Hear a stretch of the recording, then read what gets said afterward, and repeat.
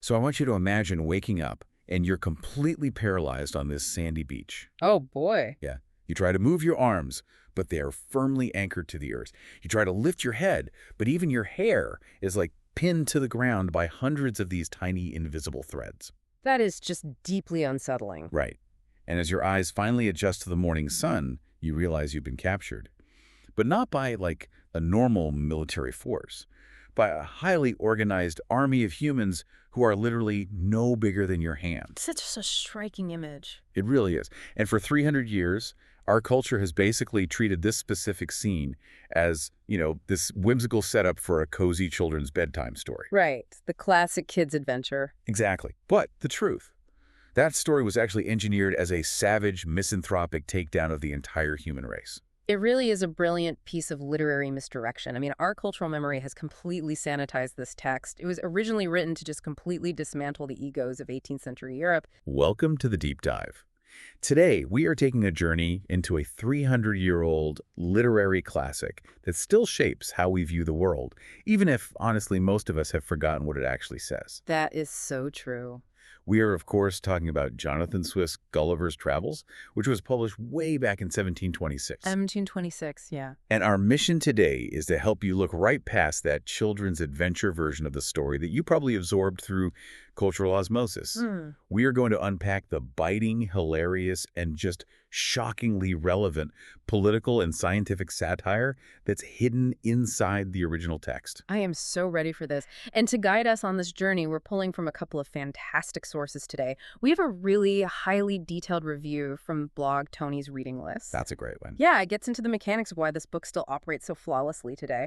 And we're also drawing on a book review entry from the site Books, a true story. Right. Both of these sources highlight this really fascinating disconnect. It's like what we think this book is versus what it actually is when you sit down and read the words Swift actually wrote. Okay, let's unpack this. Because to understand the venom in this book, we really have to look at the man delivering it, right? Our supposed hero, Lemuel Gulliver. Yeah, hero in massive air quotes there. Seriously. Right? Because honestly, calling him a hero just feels completely wrong once you look at his actual behavior. It really does, because Gulliver is, well, he's absolutely not your traditional noble explorer. Not at all. He starts out as a ship's surgeon at the beginning of the 18th century. And his defining characteristic, at least at first, seems to be this just spectacular capacity for misfortune. Oh, absolutely. He just repeatedly finds himself shipwrecked or abandoned or cast adrift in uncharted waters. It's just one disaster after another. See, I am going to push back on that misfortune framing, though. Yeah, because if you look closely at the pattern, and Tony points this out in his review, Gulliver isn't just a victim of circumstance here. Right. Every single time, he survives one of these horrific ordeals. Right. And manages to drag himself back home to England. What does he do? He almost immediately leaves his long-suffering wife and kids behind to get right back on another ship. That's a very fair point. Domestic life simply cannot hold him. He always finds a reason to return to the sea. Exactly. So I look at Gulliver, and I'm not seeing this noble discoverer charting the globe for the sake of science. I'm seeing, like, a modern adrenaline junkie. Oh, that's interesting. You know the type. Yeah. He is the guy who insists on free climbing, a sheer rock face every weekend because mortgage payments and PTA meetings are just too boring. Right, right. Or even worse, he's someone using extreme travel as a coping mechanism to actively run away from his adult responsibilities. It's essentially, sorry, honey, I can't help raise the children. The ocean is calling. Wow. I mean, that is a cynical but honestly incredibly accurate diagnosis of his psychology. I mean, am I wrong? No, you're not. He is this adaptable but fundamentally restless man. And Swift uses that restlessness as a vehicle. Gulliver's constant need to escape sends him stumbling into these terra incognita, these completely unknown lands. Right. And those lands are exactly where Swift sets up his satirical machinery. Like, take that opening scene you talked about, his very first voyage to Lilliput. Yeah, the tiny people. Exactly. I want to look at the exact quote from the source text because it has this visceral, almost claustrophobic feel when he wakes up. He says, I found my arms and legs were strongly fastened on each side to the ground, and my hair, which was long and thick, tied down in the same manner. I likewise felt several slender ligatures across my body. Slender ligatures. That is so specific. Right. Notice how procedural and clinical that description Well, is. he's a surgeon, right? Exactly. He's a surgeon, so he describes his own captivity with this anatomical precision. Ligatures across the body, arms fastened. It grounds the total absurdity of tiny people in this gritty physical reality. It totally does. He's pinned down by literal threads. Yeah. And his captors are this civilization of humans no more than 6 inches tall. Yeah. But here is the question for you. Why make them tiny? Like, if Swift just wanted a fun adventure story, he could have just had Gulliver fight pirates or something. Why invent a miniature society? It's such a good question. And the answer is that changing the physical scale changes the moral scale. Oh, wow. By making the Lilliputians tiny, Swift shrinks their politics, their wars, and all their societal dramas down to the size of a sandbox. Right. Gulliver watches these 6-inch politicians scheme and betray each other over incredibly petty disputes. And to Gulliver, who is standing literally above them, their grand political ambitions just look utterly ridiculous and totally insignificant. So Swift is basically holding up this funhouse mirror to 18th century Europe. Yes, exactly. He's showing the British and the French that their massive continent-spanning wars probably look like, I don't know, 2 anthills fighting over a breadcrumb to anyone with a wider perspective. Precisely the point. He uses physical smallness to expose political pettiness. But the thing is, Swift knew that to truly dismantle the arrogance of his society, he couldn't just mock their politics. He had to target their intellect too. Which brings us to the third voyage. And I gotta say, this one is conceptually wild. He ends up in a place called Laputa. Yes. Laputa is a flying kingdom. A flying kingdom? Literally, it is a massive island that floats in the sky, using magnetic forces to maneuver and essentially reign over the smaller grounded islands down below. It sounds like sci-fi. It does. And this floating kingdom is Swift's chosen battlefield to just take a scalpel to the scientific community. Right, because Swift apparently despised the way science was being practiced by certain intellectuals of his era. And the specific projects he witnesses in this flying kingdom are just hilariously detached from reality. Oh, totally. The Lilliputans are entirely consumed by theoretical mathematics and music and abstract science, but they possess zero practical common sense. None. The examples from the source material are just amazing. Like, you have these Liputan scientists who have dedicated their entire lives to trying to extract sunbeams out of cucumbers. Cucumbers. Yes, and others who are pioneering a brand new method of architecture where they attempt to build houses by starting at the roof and working their way down to the foundation. Which completely defies every law of physics. Obviously. Huh. But they are doing it simply because it's a quote-unquote new way of thinking. Right. What's fascinating here is why Swift was so deeply skeptical of the scientific establishment. Like, to understand his hostility, we have to mentally transport ourselves back to the early 1700s. Okay, set the scene. As Tony notes in his review, 3 centuries ago, the world was still completely dominated by the unknown. We aren't talking about modern empirical precision here. Australia, for example, this massive southern landmass, was still considered a myth by many Europeans. Right, and Japan was this entirely mysterious, closed-off nation. The maps still had giant blank spaces on them, just literal terra incognita. Yes. The boundaries of reality were just highly porous, and the scientists themselves were caught in that blur. How so? Well, the source material brings up this crucial historical fact. Isaac Newton had died just around the time this book was published. Okay. Now, modern history remembers Newton as the ultimate man of logic, right? The father of calculus, the guy who formulated the laws of motion and gravity. Yeah, we picture the apple falling on his head and the light bulb turning on. Pure, clean science. Exactly. But the historical reality is much messier. Newton was also an obsessive alchemist. Wait, really? Yes. He spent half of his life, literally decades of his career, searching for the Philosopher's Stone. He was running experiments trying to mutate lead into gold. That is wild. So for an educated reader in Swift's time, the line between hard empirical science and literal magic was practically non-existent. It was all just wealthy men in isolated rooms performing bizarre experiments that produced no tangible benefit to society. Oh, man. You know what this makes me think of? The Liputan scientists trying to extract sunbeams from cucumbers is the exact 18th century equivalent of a heavily funded Silicon Valley tech startup pitching complete vaporware. Oh, I love that. Expand on that. I mean, you see it all the time today. You have these founders with, like, millions of dollars in venture capital standing on a stage in a sleek, black turtleneck, saying something like, "We're fundamentally disrupting the paradigm of photosynthesis." Yes. And they're holding up a cucumber connected to a Bluetooth app. Exactly. It has absolutely zero practical application for human life. It doesn't solve any real problems, but everyone in the audience claps anyway because it sounds highly technical and innovative. That is a phenomenal parallel. Swift is mocking the exact same impulse.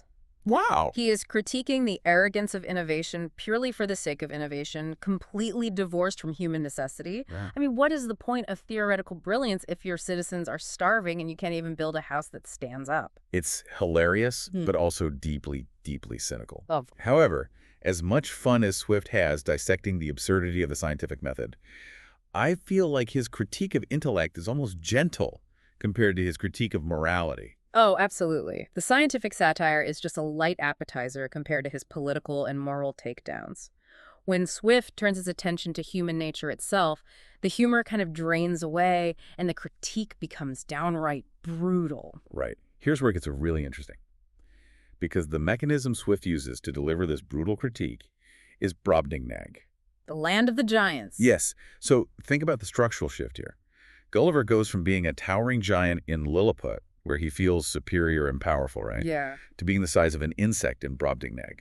The source material notes he is literally running for his life through these towering rows of corn, desperately trying to avoid being chopped to pieces by giant farm workers wielding massive scythes. The physical vulnerability just totally strips away his illusion of control.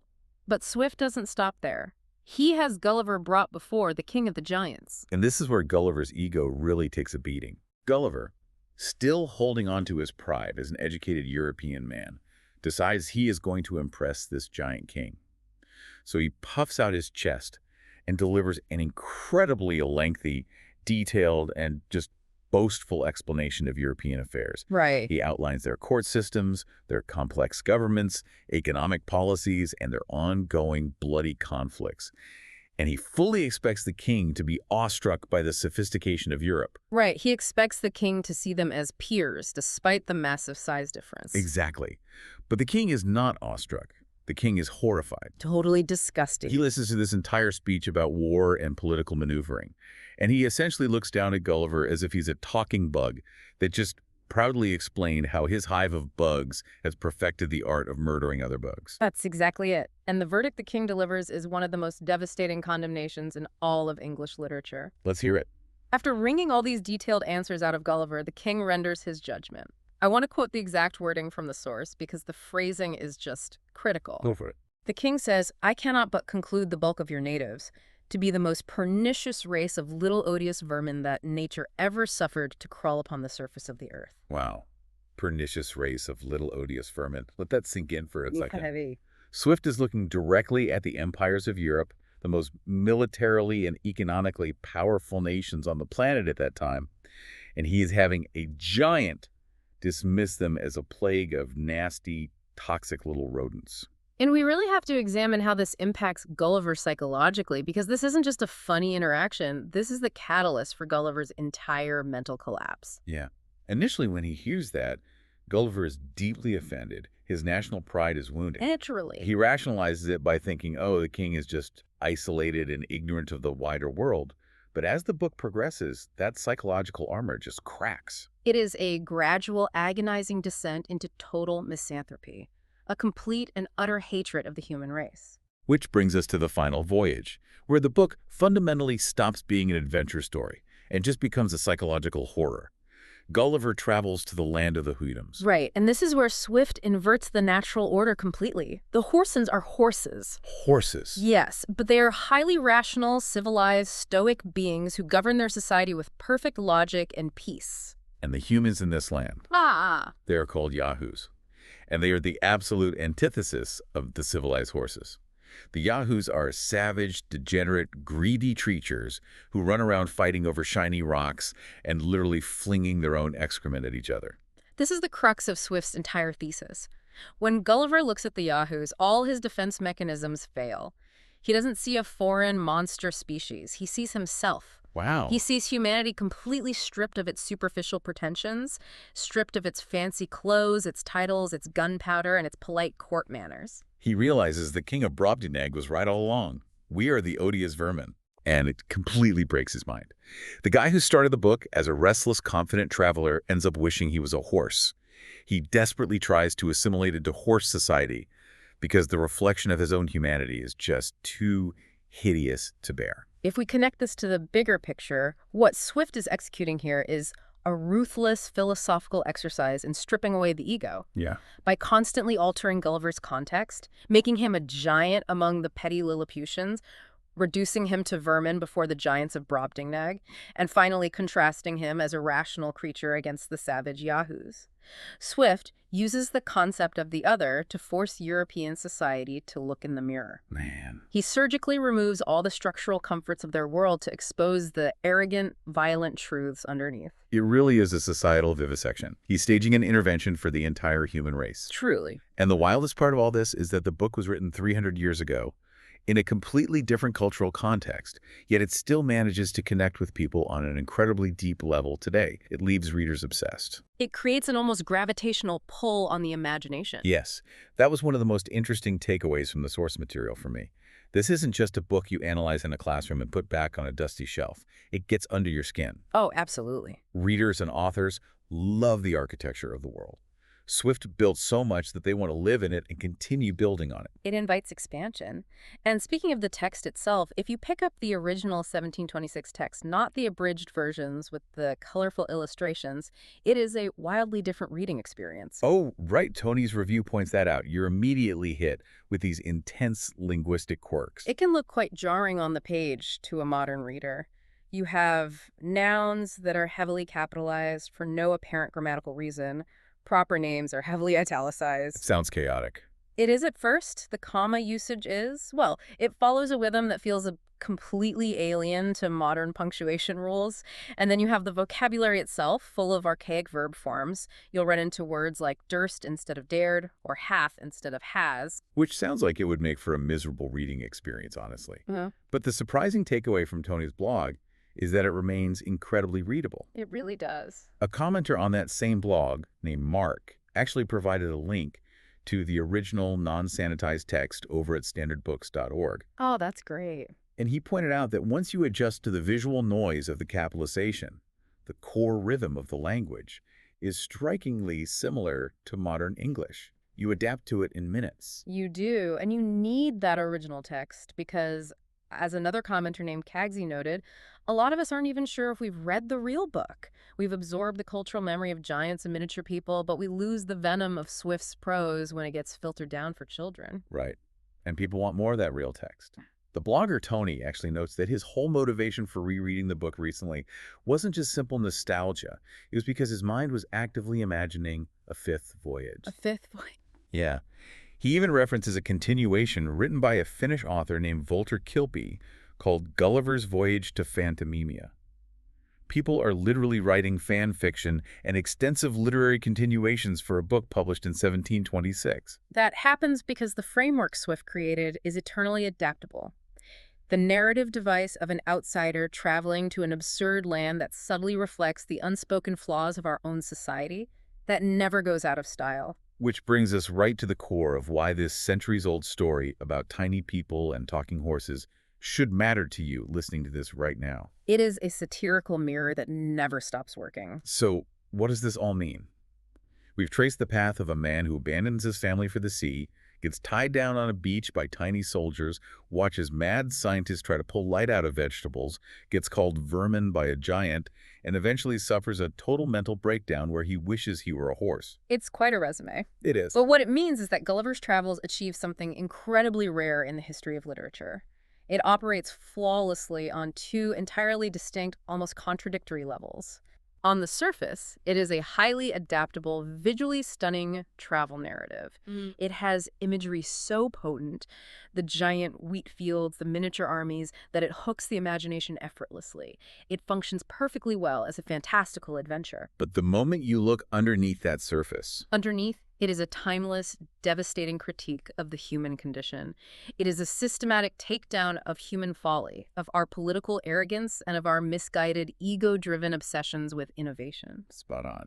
Swift understood human psychology perfectly. He realized that if you just stand on a soapbox and preach to people about their flaws, they will immediately put their defenses up and stop listening. Oh, of course. But if you make them laugh first, if you distract them with a tiny, pompous king or a ridiculous scientist building a house upside down, their defenses drop. And that is the exact moment Swift slips the knife in and delivers a fatal blow to their ego. You think you are reading a fairy tale, and before you know it, you are actively questioning the basic decency of the human race. It is brilliant. Precisely. And this raises an important question. Ooh, I want to hear this. We've spent this time discussing how Swift used Gulliver to hold a mirror up to 18th century Europe. But what if we updated the coordinates? Okay. Think about this for a moment. If Lemuel Gulliver were to wash ashore in our modern society today, equipped with his clinical surgeon's eye and his notebook, what would he write down? Oh, wow. What are the bizarre everyday rituals, the political absurdities, or the obsessive, disconnected technologies that he would report back on? If the king of Brobdingnag were to hold us in the palm of his hand today and ask us to explain our civilization, what would his verdict be? Oh, man. I mean, imagine trying to explain to a giant why we spend 10 hours a day hunched over glowing rectangles, getting furiously angry at strangers we've never even met, Right. or trying to justify the endless cycles of performative outrage. I have a terrible feeling he would listen to all of it, shake his massive head, and reach the exact same conclusion about the odious vermin. I think you're right. It's a terrifying but honestly necessary thing to think about. To you listening, thank you so much for joining us on this deep dive in Jonathan Swift's extraordinary, unsettling world. Keep questioning the things that seem normal to you, and we will catch you on the next one.